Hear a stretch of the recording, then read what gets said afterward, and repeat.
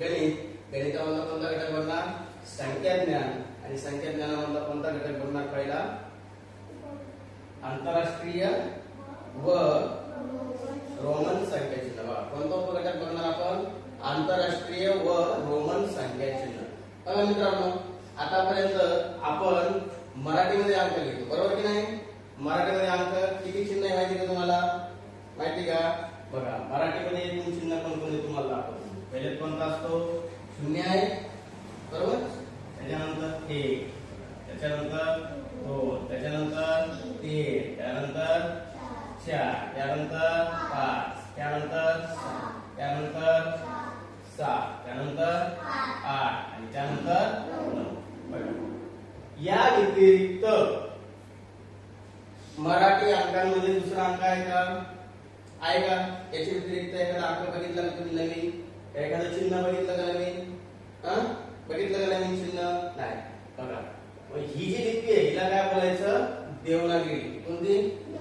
ही कोणती लिपी आहे? देवनागरी, बरोबर की नाही? ही देवनागरी लिपी जी आपण मराठीमध्ये लिहितो, बरोबर की नाही? पण ज्यावेळेस आपण इंग्रजीमध्ये लिहितो, बरोबर की नाही? इंग्रजी अंक लिहितो, बरोबर की नाही? इंग्रजी अंक म्हणजे कोणते? आंतरराष्ट्रीय चिन्ह. आता ते पण किती माहिती का? ते पण किती चिन्ह आहे? किती दिसते तुम्हाला चिन्ह? पूर्ण 9 दिसतात. किती चिन्ह आहे? 10 आहे. हा शून्य सोडला तुम्ही. किती एकूण चिन्ह? 10. तसेच आंतरराष्ट्रीय संख्या चिन्हामध्ये पण किती आहे? 10 चिन्ह आहे. ते कोणते? बघा बघा हा शून्य, बरोबर. बघा हा शून्य कसा आहे? एकदम गोल आहे. हा कसा आहे?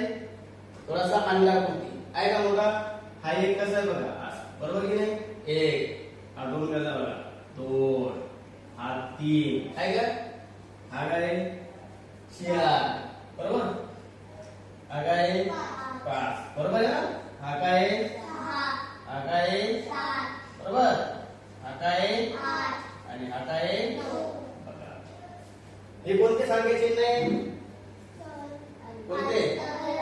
आंतरराष्ट्रीय संख्या चिन्ह आहे, बरोबर की नाही? आणि हे कोणते? देवनागरी लिपीमधील संख्या चिन्ह आहे, बरोबर की नाही? हे कोणते? देवनागरी. कोणते? हे कोणते? देवनागरी संख्या चिन्ह. ओके, शॉर्टकट मध्ये लिहितो देवनागरी संख्या चिन्हे. ओके. आणि हे कोणते? हे कोणते? कोणते?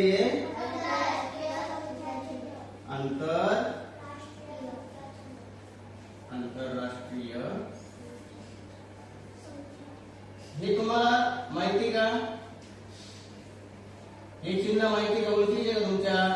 हे चिन्ह ओळखीचे का? कधी संख्या बनवलेलं का यांच्यापासून? बनवलेलं आहे का नाही? हो की नाही? नाही बनवलेलं? बनवलेलं हे दररोज बनवतात ना तुम्ही. बेरीज, वजाबाकी, गुणाकार, भागाकार करताना ह्याच अंकांचा वापर करतात ना. तर दुसरे आणतात. आता काही घडलं आपण दुसरा आणला तसं घडलं का? नाही. बघा हे चिन्ह कोणते? देवनागरी संख्या चिन्ह. बघा हे कसे आहे, बरोबर की नाही? आणि हे कोणते? आंतरराष्ट्रीय संख्या चिन्ह. आता आपल्याला नेमकं काय बघायचं? आंतरराष्ट्रीय संख्या चिन्ह आपल्याला माहिती आहे, देवनागरी पण आपल्याला माहिती, पण रोमन संख्या चिन्ह माहिती का? माहिती का? नाही. तर आपल्याला काय बघायचंय? मुख्य रोमन संख्या चिन्ह बघायचे. बघा आता इथं पहिले समजून घ्या. देवनागरी लिपीमध्ये किती संख्या चिन्ह आहे? 10. आणि आंतरराष्ट्रीय संख्या चिन्हामध्ये किती आहे? किती आहे? 10. दोन्हीमध्ये पण किती चिन्ह आहे? 10. बघा इथं एक शून्य कसा आहे? इथं शून्य कसा? इथे एक कसा? इथे एक कसा? काय का थोडासा बदल ते तुम्हाला लिहिता येतं. ओळख एक सर्व माहिती तुम्हाला, बरोबर. आता आपल्याला काय करायचंय? बरोबर, आता आपल्याला शिकायचंय रोमन संख्या चिन्ह. आता रोमन संख्या चिन्ह कसे असतात आणि त्यांची ओळख काय? आता ते आपण बघणार आहोत. आता मी पुसून टाकू का? चालेल का? ओके. हे समजलं ना? वाटल्यास तुम्हाला लिहायचं नंतर विचारून मला लिहा. ओके, तुम्हाला त्याचा एकदम डायग्राम व्यवस्थित सांगेल त्या पद्धतीने. आता बघूया आपण रोमन संख्या चिन्ह. आता हे रोमन संख्या चिन्ह कशी असतात? रोमन हे चिन्ह किती आहे कोणाला माहिती का? काय तुला माहिती का? रोमन संख्या चिन्ह किती कोणकोणते असेल मला सांग तर. मला माहिती का? तुला शिकलेले का तुम्ही? मी शिकवलेले का सांग बघू. चुकले नाही. हा एक कसा असतो आय. एक कसा असतो आय सारखा असतो. बरोबर. अजून नाही. एक चिन्ह आहे आय. अजून दुसरं चिन्ह कोणतं आहे? मी फक्त चिन्ह विचारले. व्ही एक आहे. बरोबर. अजून एक्स. बरोबर. अजून एल. बरोबर. अजून सी. अजून डी आणि अजून एम. बघा हिने सांगितले रोमन संख्या चिन्ह अगदी बरोबर. बरोबर की नाही? तुला मी शिकवलेलं आहे पहिल्यांदा. बरोबर. तिने सांगितलं बघा कोणकोणते संख्या चिन्ह रोमन संख्या चिन्हामध्ये. बघा एक अशी उभी लाईन असते त्याला अशी इथं आडवी लाईन इथं आडवी लाईन. बरोबर. हा काय आय कसा दिसतो? हा इंग्रजी आय. पण याला काय बोलतात? हा किती अंक आहे? किती आहे? एक. बघा हा एक कसा लिहितात रोमन अंकामध्ये? असा लिहितात. बरोबर. हे रोमन संख्या चिन्ह आहे एक. बरोबर. त्याच्यानंतर दुसरा रोमन संख्या चिन्ह कोणतं सांगितलं तिने? बघा असं व्ही आकाराचं. काय सांगितलं? व्ही आकाराचं. याची किंमत किती आहे? 2. व्हीची 2 आहे का? किती आहे? किती लागला? हे किती आहे? व्हीला किती बोलतो आपण? नाही ते 4 नाही. किती आहे? 5.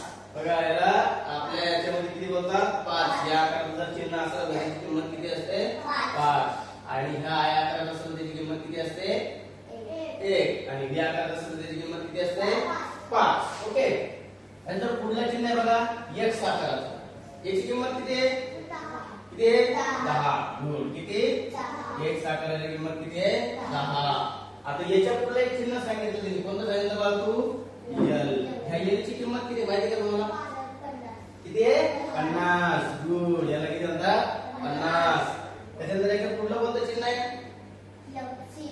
सी. कोणतं आहे? सी ची किंमत किती बा? किती आहे? बरोबर यांनी सांगितलं. किती आहे? 100. आणि त्याच्या पुढे कोणतं चिन्ह आहे? डी. डी ची किंमत किती आहे? किती आहे? डी ची किंमत किती आहे? 500. आणि त्याच्या पुढे कोणतं चिन्ह आहे? कोणतं आहे? यम. आणि ह्या यम ची किंमत किती आहे? किती? बघा 1000. बघा किती चिन्ह आहे बरं? 1 2 3 4 5 6 7. बघा रोमन संख्या चिन्हांमध्ये फक्त किती चिन्ह आहे? रोमन लिपीमध्ये किती आहे? फक्त 7. आणि देवनागरीमध्ये किती होते?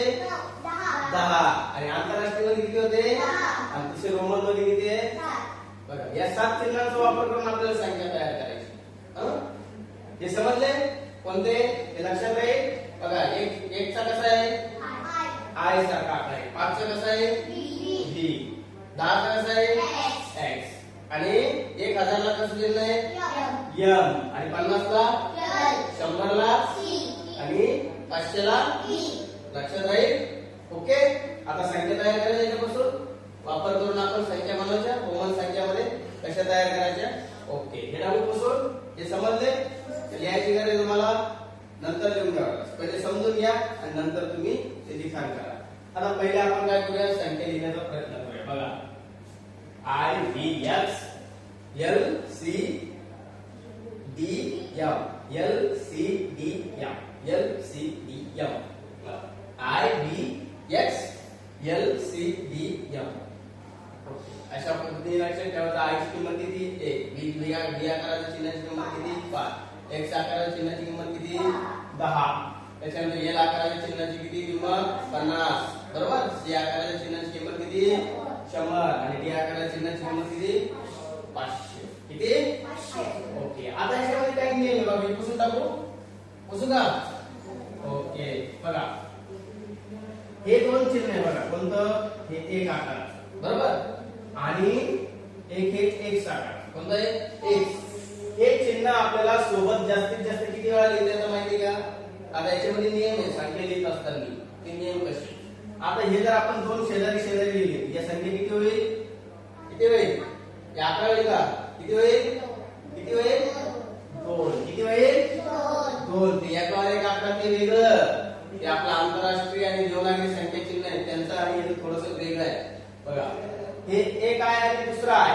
ज्यावेळेस 2 लिहितो आपण 2 आहे त्यामुळे त्याची किंमत किती होते? किती होते 2.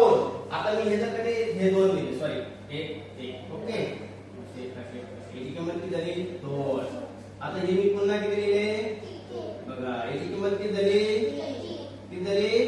3 बघा. आणि 1 ची किंमत कशी आहे बघा, याला किती म्हणणार आपण 1 बघा. 1 ची किंमत किती आहे, i ची किंमत किती आहे 1. 2 i ची किंमत किती आहे 2. 3 i ची किंमत किती आहे 3. 1 2 3 बरोबर. आता 4 जर लिहायचे असेल तर 4 लिहायचे असेल तर असं लिहिणार का आपण 1 2 3 4 असं लिहिणार का नाही, हे चुकेल. मग कसं लिहिणार, मला माहिती 4 लिहिण्यासाठी काय करावं लागेल. v ची किंमत किती आहे 5. मग 4 कसे लिहिणार, बरोबर की नाही. प्रश्न काय बघा. आता हे जे आय आकाराचं चिन्ह आहे आपण जास्तीत जास्त किती वेळा लिहू शकतो 3 वेळा. किती वेळा लिहू शकतो 3 वेळा लिहू शकतो. समजलं. हे एक नियम लक्षात आला. 4 वेळा लिहिता येईल का नाही, ठीक आहे. मग ते बघू आपण 4 ला पण वापरायचं. आता एक साकाराचं बघूया. हे 1 ची किंमत किती आहे किती आहे 10 गुड. त्या 1 ची किंमत किती आहे 10. जर मी 2x लिहिले त्याची किंमत किती होईल 20. जर मी 3x लिहिले त्याची किंमत किती होईल बघा. म्हणजे काय करायचं, यांच्या किमती याच्यामध्ये ऍड करायच्या. आता मला जर 40 लिहायचे असेल तर मी 4x लिहिल का असे, हे असं लिहिलं चालेल का. हे काय होईल आपलं चुके. फक्त रोमन संख्या चिन्हामध्ये हे जे 1 चं आणि 10 चे चिन्ह आहे जास्तीत जास्त किती वेळा लिहू शकतो आपण, किती वेळा लिहू शकतो किती वेळा 3. किती वेळा लिहू शकतो 3. किती वेळा बघा. आता हे सी ची किंमत किती आहे 100. हे सी पण किती वेळा लिहू शकतो आपण मग 3च वेळा. 3 पेक्षा जास्त वेळा आपल्याला लिहिलं तर काय होईल आपलं उत्तर चुकून जाईल. समजतंय. म्हणजे बघा आय एक्स आणि सी हे जे चिन्ह आहे ते जास्तीत जास्त किती वेळा लिहिता येतात आपल्याला 3 वेळा. बघा आता हे चिन्ह आपण जर समोर एका शेजारी लिहिले तर त्यांची किंमत बेरीज करत जायची. समजतंय. म्हणजे आता या सी ची किंमत किती आहे 100 बरोबर. या सी ची किती आहे 100 आणि या सी ची किंमत किती आहे 100 बघा. तिन्ही मिळून किती झाली 300 बघा. मग 300 संख्या लिहिण्यासाठी मी काय करेन 3c लिहिन बघा. 3c बरोबर किती 300. समजलं. आता हे झालं या पद्धती. आता तिकडे बघा. आता हे 1 चं पण तसंच हा x लिहिला म्हणजे किती 10. तर 1 शेजारी दुसरा x लिहिला म्हणजे किती हे 10 आणि तिसरा x लिहिला म्हणजे किती 10. बघा हे किती झाले 10. हे किती 10. हे किती 10. किती संख्या झाली 30. बघा मग 30 संख्या लिहिण्यासाठी आपण काय करणार किती x लिहिणार 3x लिहिलं म्हणजे किती झाले 30. समजतंय. आता मला उदाहरणार्थ काय करायचंय 3 लिहायचे. मग मी काय करणार 1 2 3 झाले का. हे बघा हे काय 2 आहे 1 किती झाले 3 मिळून 3 म्हणजे 3 लिहिण्यासाठी मी काय करेन 3 आहे. समजतंय. हे एकाच पाठ लिहिल्यावर काय होईल संख्या या पद्धतीने मोजतात. किती वेळा लिहितात आपल्याला जास्तीत जास्त 3 वेळा. कोणते चिन्ह आय एक्स आणि सी हे किती वेळा लिहिता येतात 3 वेळा. समजतंय. ओके. आता पुढचा टॉपिक बघूया. आता जायचं आपल्याला पुढे संख्या कशी तयार करायची. आता ह्या 2 चिन्हांच्या बाबतीत थोडंसं तुम्हाला लक्ष द्यायला पाहिजे. कोणतं हे बघा हे आय आणि हे एक्स बघा. हे जर आहे ना आता समजा हे किती आहे याची किंमत किती आहे आपल्याला जर 50 लिहायचे असेल तर आपण काय लिहिणार काय लिहिणार बरोबर. आता जर मला 60 लिहायचे असेल तर मी काय करेन 60 लिहायचे. सांगा बरं तुम्हाला काय बनवणार एक्स आणि लिहिशाल का एल आणि एक्स लिहिणार बघा. आता ह्योच फरक आहे बघा. काय बोलला तू बघा हा काय बोलला पहिले नाही एक्स आणि एल बोलला ना तू एक्स आणि एल. आणि आता दुसरा काय लिहिण्याची पद्धती आहे एल आणि एक्स. बघा फरक काय इथं एक्स एल च्या अगोदर लिहिला बरोबर आणि इकडे एल एक्स कुठे लिहिला एल च्या नंतर. आता हे एल ची किंमत किती आहे 50. हे एक ची किंमत किती आहे 10. मी याच्यात आपण काय केली बेरीज केली किती झाली 60. ओके. आता ह्या एल ची किंमत किती आहे 50. हे एक ची किंमत किती आहे 10. इथं आपण काय करणार वजाबाकी. ही किंमत किती झाली ह्या एक्स ची किंमत किती मग बघा 40 लिहिण्यासाठी काय वापरणार तुम्ही x घ्या. एल मधून x वजा करा. म्हणजे त्याच्या जर आता ह्या चिन्हाच्या जर बाजूला लिहिले आपण कोणते चिन्ह हे बघा